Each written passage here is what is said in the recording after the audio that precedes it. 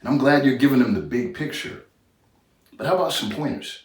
Any specific strategies you can share that have worked for you or your clients In regards to, like making the right choices when it comes to food? right, prepare. We usually do better when we plan ahead. Whether that means grocery shopping, cooking, or just knowing what you're going to eat before you're starving and pressed for time. We tend to make the worst choices when we're hungry and in a hurry. Everybody should develop a go-to list. That's a list of foods that make sense for you and could be in your weekly rotation. Things that are healthy and compatible with your goals, but also taste pretty good. And you could live with eating this every week. They should also be convenient, affordable, and accessible so you can keep eating it. And if you're really hungry for a meal, eat a meal before you start snacking so you'll get full on high quality food at least, and eat less junk food later on when you have those cravings. Also important is the proximity of the food.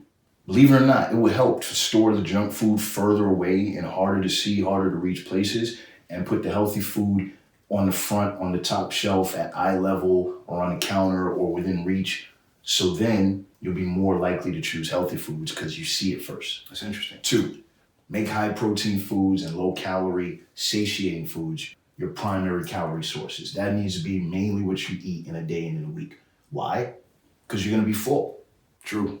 Foods with protein or fiber are more filling, and highly palatable foods usually are not that filling. Check it out. It's easy to take in lots of calories when you eat fast food, junk food, fried food, pizza, bread, rice, pasta, desserts, and all that. It's hard to eat a lot of calories when it's things like spinach, chicken breast, broccoli, cauliflower, melons, berries, oatmeal, Greek yogurt, egg whites, and protein shakes.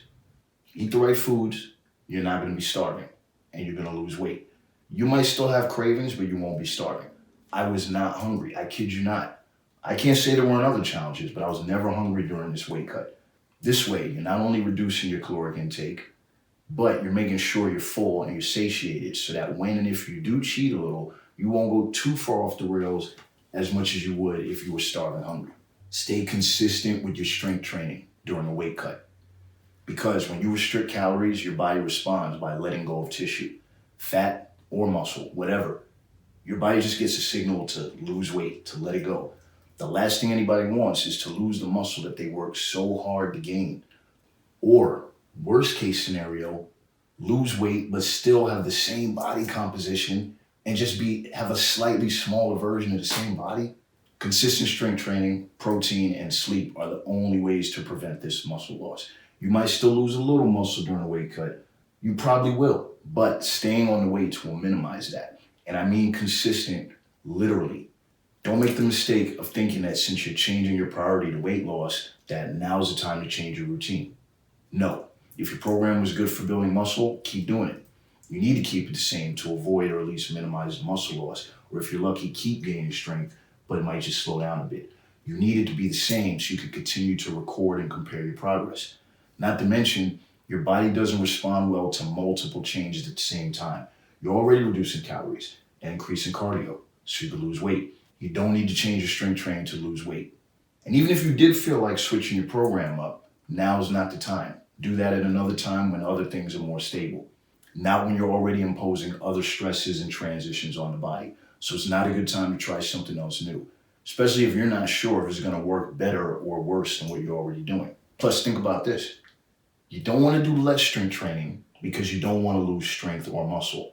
And you can't really do more because you're adding cardio and eating less. So the only logical course left is to keep it the same. Yeah. If you're doing an exercise that's not working for you, then that's a good reason to swap it for something you think might be better. Change your program because it needs improvement, not just because you think you're supposed to. Okay. If your program's been working, keep doing it.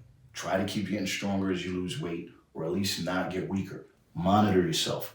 Pay close attention to your weight, your caloric intake, your macros, your protein intake, activity, strength, sleep, and how you feel day to day, throughout the day. You might lose a lot of weight at first when you change a few habits. Some of that is legit fat loss, and some of that is water weight and glycogen stores that will cause weight loss when you reduce carbs and up your cardio. And that's fine, that's great. Just don't expect or try to keep losing weight at that fast pace. Overall, it's going to be a matter of patience and strategy. Just for reference, this is good for people to know. The ideal rate of weight loss to lose mostly fat and not muscle is somewhere between a pound a week and a pound or two a month. You could even lose 2 pounds a week, maybe, but that's a little fast. The faster you lose weight, the higher the risk of losing muscle, not feeling great, and not being able to sustain it. But if it's working for you, go ahead. Anything less than a pound a month is too slow to even accurately measure. And also, let's be honest, it's too slow to be gratifying. It's not really going to feel great. I won't even mention that rate because the less fat you have to lose, the harder and slower it becomes to lose it. So be prepared for it to slow down when you get leaner. Toward the end, I was losing about a pound a month. I could have been discouraged, but I was also still making strength gains, which means I was recomping, and I knew it was normal. Right at the end of the cut, I did get weaker. I had trouble sleeping. I got cold easier. There were other negative side effects. I had to resolve with myself and try to just be okay with it. Reevaluate your numbers from time to time. The way you get from point A to K might not be the same way you get from L to Z. As you get smaller, your caloric needs may change and the amount of calories you burn doing different types of exercise changes. Yeah, there's downsides to losing weight. And I know it's not nice to hear, but you still got what you wanted. You got to take the whole package, the pros and the cons. It's kind of like Big said, more money, more problems. Another real thing is diet fatigue. Diet fatigue. As I said, don't expect or force your body to constantly lose weight infinitely. There will be phases when it seems like you're not making any progress, but that's okay. Sometimes weight loss is like moving a big piece of furniture. You know, you get it a little bit, maybe you get it up 2 steps, and sometimes you got to pause and take a deep breath before you pick it up again. So what do I mean by that? So, I mean, sometimes you work hard for several months and you shave some pounds off, but then you get tired of dieting and working out so hard, and it starts to feel like it's been a long time coming. So what do? You take a few days off, or you do a few lighter intensity days, or maybe you do a deload, or you eat in maintenance for a little bit. Keep weighing yourself. Don't gain any weight, but forgive yourself for not losing weight at the moment. And then you can kind of recharge the battery and come back and really smash it hard. That's just called diet fatigue. I'm not talking about falling off. I'm talking about resetting after many months of doing the right thing and making progress. You know, just resetting so you can do it better. You're not stopping. You're just taking a deep breath before the next big push.